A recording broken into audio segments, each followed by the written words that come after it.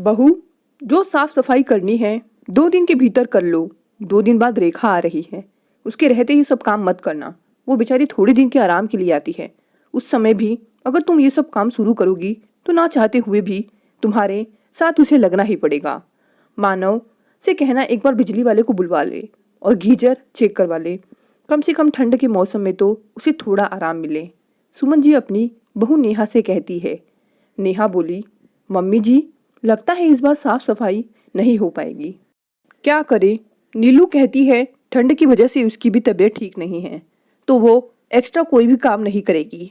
अब आप ही बताइए क्या किया जाए, ये सब अकेले मुझसे तो होगा नहीं।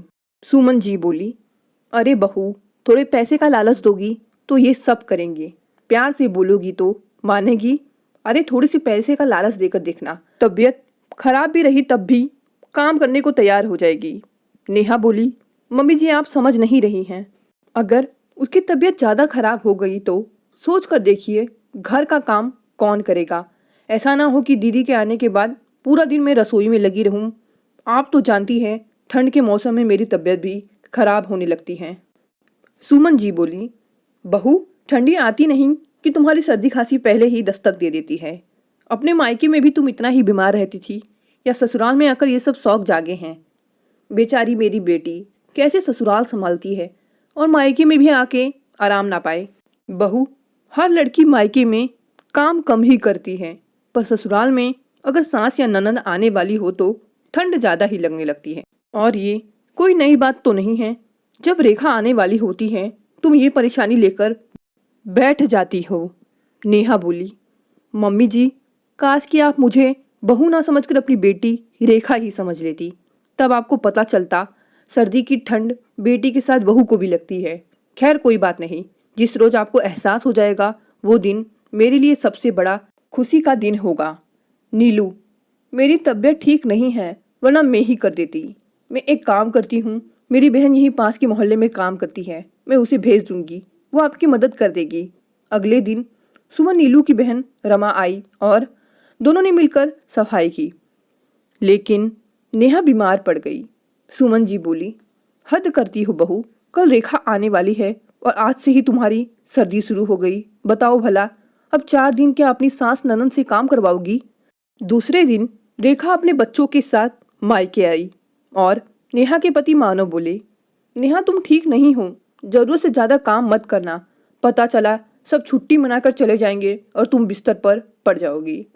सुमन जी बोली, किसने कहा था ऐसी छुई मुई पत्नी लाने के लिए? सर्दी आती नहीं कि तुम्हारी पत्नी के नखरे शुरू हो जाते हैं। मानव बोला, माँ, जब आप जानती हैं कि सर्दी में इसकी तबीयत खराब हो जाती है तो क्या जरूरत है दीदी को सर्दी में ही बुलाने की? उनकी सर्दी तो अच्छे से कट जाती है और आपकी बहू की हालत खराब हो जाती है, यह आपको नहीं दिखता?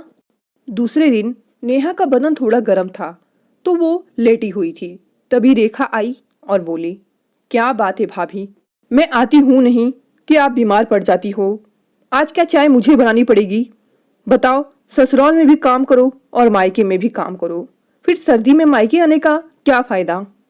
सुमन जी बोली, रुक रेखा, तेरी भाभी को तेरी चिंता नहीं है, पर तेरी माँ अभी जिंदा है। चल मैं चाय बनाती हूँ।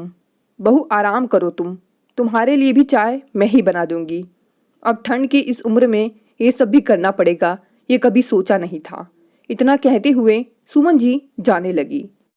शाम में जब मानव घर आए, नेहा को देखा तो मानव ने देखा नेहा ठंड से कांप रही थी।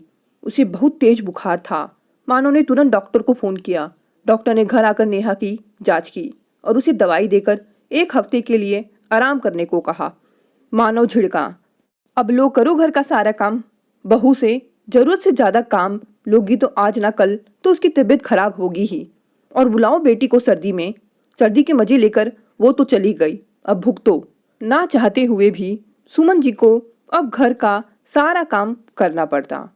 फिर रेखा से फोन पर बात करने लगी, अब देखो बहू बीमार पड़ गई, घर के सारे काम मुझे करने पड़ते हैं, तो अब तुम सर्दी में ना आकर गर्मी में आया करो। सुमन जी ने और बात को वही टाल दिया। वही नीलू नेहा से बोली, देखा भाभी, जब खुद पर बात आई तब सर्दी और गर्मी का पता चला। जाने ये सास क्यों नहीं समझती कि सर्दी की ठंड बेटी के साथ बहू को भी लगती है। दोस्तों, आपको ये कहानी कैसी लगी? अगर ये कहानी पसंद आई तो इसे लाइक करें और मेरे चैनल को भी प्लीज़ सब्सक्राइब करें। धन्यवाद।